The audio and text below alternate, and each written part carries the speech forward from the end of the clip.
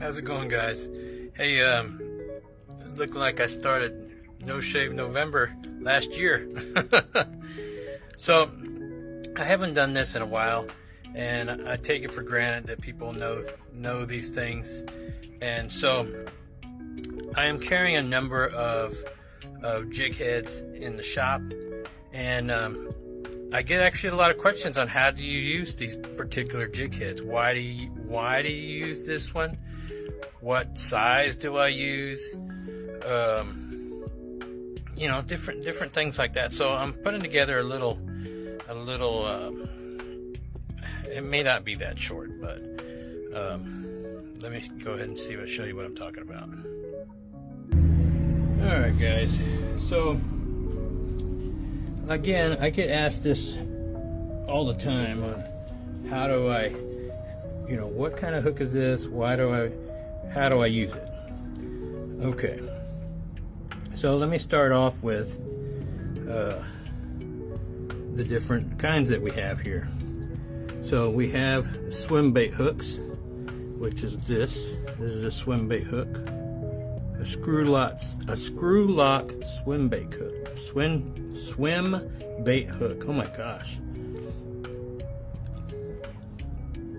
Now, we have these that have actually been very popular lately, especially because of these rat tail kind of lures. So we have the crazy eyed jig heads, and the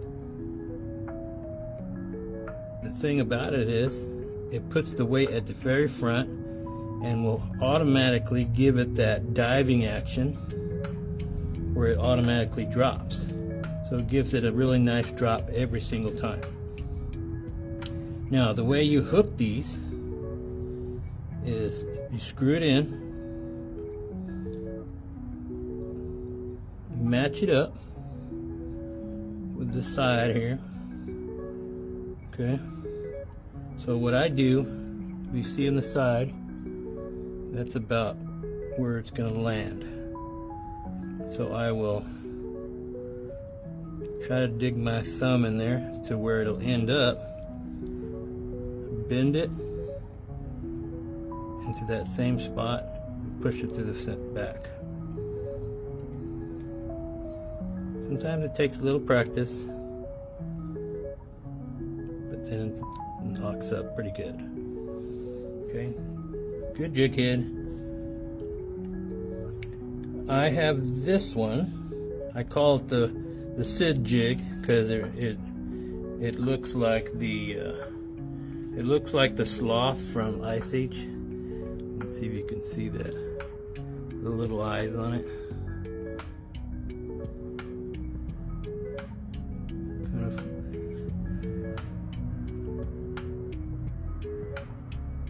Kind of funny. That's what it reminded me of anyway. So same thing, same kind of deal, except mine's more of a glove.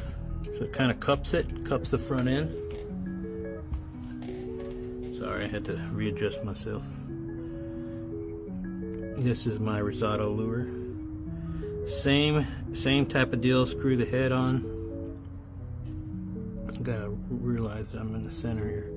Screw the head on, and then line it up. Exact same thing. Just kind of. This is a little because it'll bend. Push it through.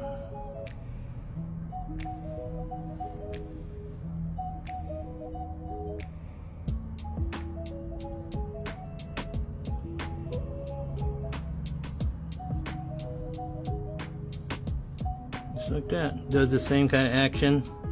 Now, this is a different action than a swim bait hook's going to do. This is a dropping action like this, where every time you twitch it, it's going to come up and then drop down. Come up, drop down. Come up and drop down. Okay? Now, a swim bait hook like this will have a flutter action. So, for example, this is one of my favorites. It's a missile from Texas made lures. Love the color. Oops. Gotta center that sucker.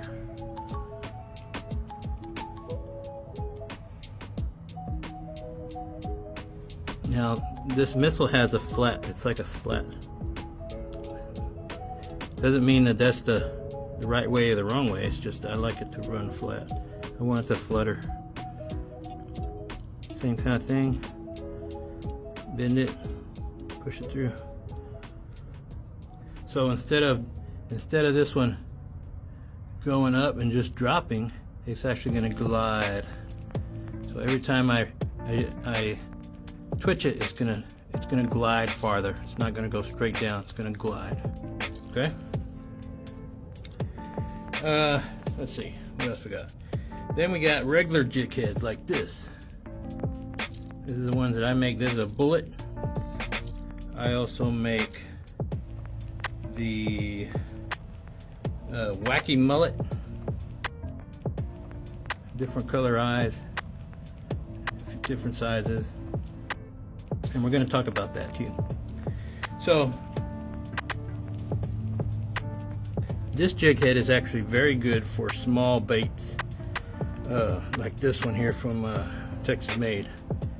So if you look here, it's got a very small body.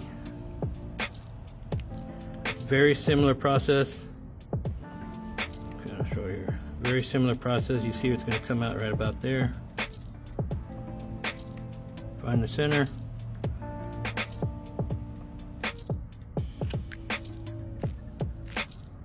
You want to try to center in the back.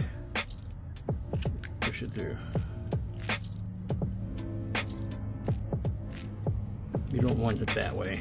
I could put it too far. I thought maybe I did.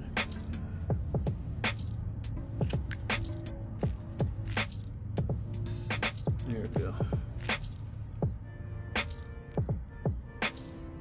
You want it straight, just like that. I don't use these use jig heads too often, but you want to try to get it straight so you'll get maximum action. Now, if you look here, they're both screw-on heads, except one is very lightweight and one is pretty heavy. Now, why would you use the light one and why would you use the heavy one?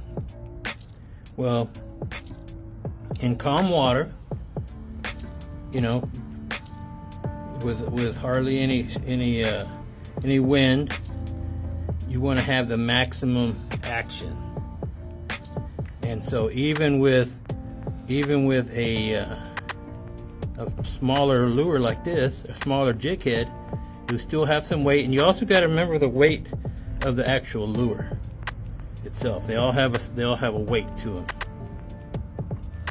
Now, if you're using this one, it'll help glide over the grass, less getting stuck in the grass.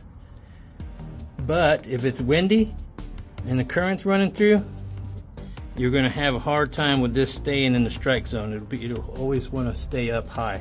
You don't want that. Now, the bigger one, this is a 1/4 ounce. Now, I went from one extreme to the other. We actually even have there's the bigger ones.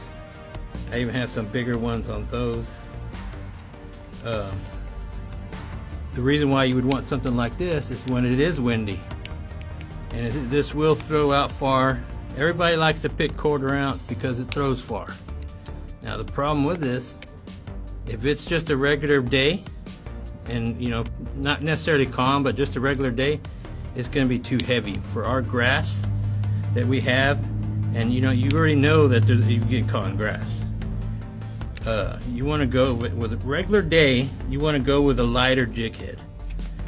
If it's windy, if it's got high current, then go with a heavier jig head to help keep that lure in the strike zone. So that's the reason why you would do that. Just so you understand. Now, the other thing is the size of the lure.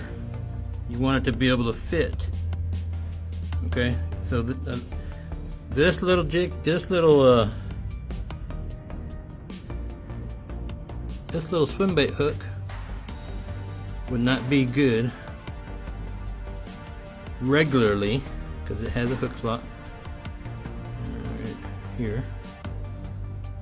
It's meant to have, you can fish it two ways. So you can hook it like this, but if you look at it, it's not big enough. It won't go through there, so it needs to be bigger. So this actually takes a 4/0 wide gap hook. But the cool thing about this particular lure is you can screw it on top,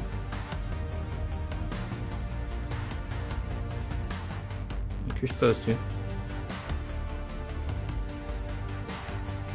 and fish it sideways.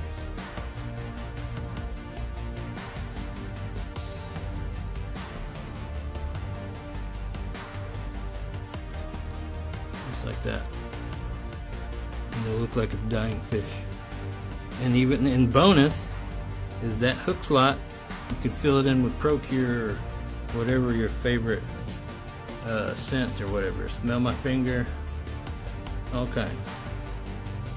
So that's cool. That now, one thing about this particular swim bait hook is a 2/0 swim bait hook. I make these here in shop, and they're the only ones that is small enough so it still gives it the action that it needs.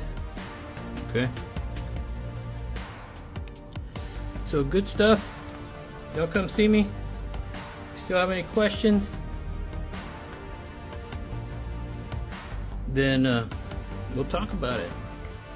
So guys, that's my little spill on this.